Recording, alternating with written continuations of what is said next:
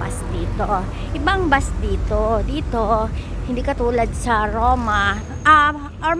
Nasa Roma pa rin tayo, kaya lang malayo sa Roma. 2 hours from Roma ito. So, dito, parang katulad sa ibang lugar. Kasi, etong Italia, ito lang yung lugar kung saan ang ticket ay binibili depende sa gusto mo. May choices. Halimbawa, kung gusto mo ay kung ikaw nagpa-part-time, syempre mas need na per month ang iyong ticket or yung per year. Depende sa choice mo, depende sa kaya mong bilhin. Kasi syempre yung iba, hindi nila kayang bilhin yung 100 mahigit. Kasi hindi nila kaya lang syempre marami silang responsibilidad, marami silang hinulugan. So yung 120 mahigit na per year, yun na yung katumbas nun ay 7,000 sa Pilipinas per year yun. Pero kung yung easy mo yung mataas, hindi 120 yun. So kung turista ka, talagang 200 mahigit yun.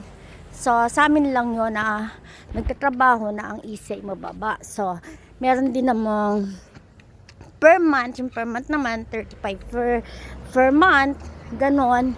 So pwedeng yung mga turista pwedeng kumuha ng ganon kung magbabakasyon dito na per month sa ibang lugar.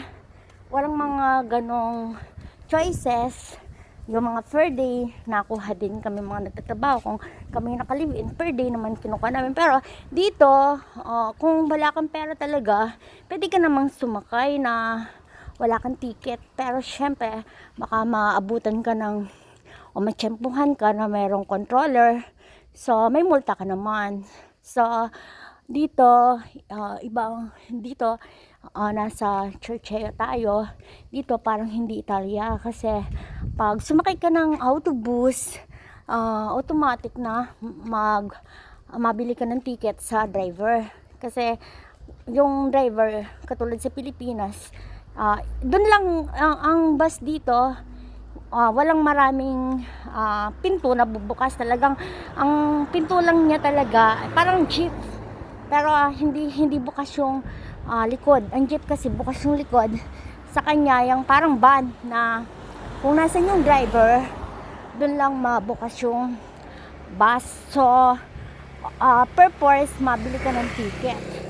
Kaya parang hindi Italia itong Churcheo. Pero sa totoo lang, Italia lang yung may ganitong posibilidad. Kaya dito, kapag may pera ka, ako wala akong pag-aalala na mabili ng ticket or ano. Pag ako may pera, lahat padala ko sa Pilipinas kasi hindi ko iniisip yung may bibili na akong ticket or kailangan ko na bumili ng pagkain. Kasi dito, mababait ang mga employer. Pakakainin ka. Ganon. So,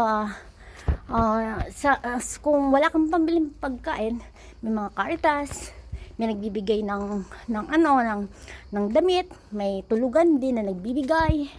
At kung talagang gusto mo ng bago, sa Milano, may nagbibigay daw doon ng card para makapamili ka sa mga mall ng mga bagong damit. Ganon. Ciao, ciao!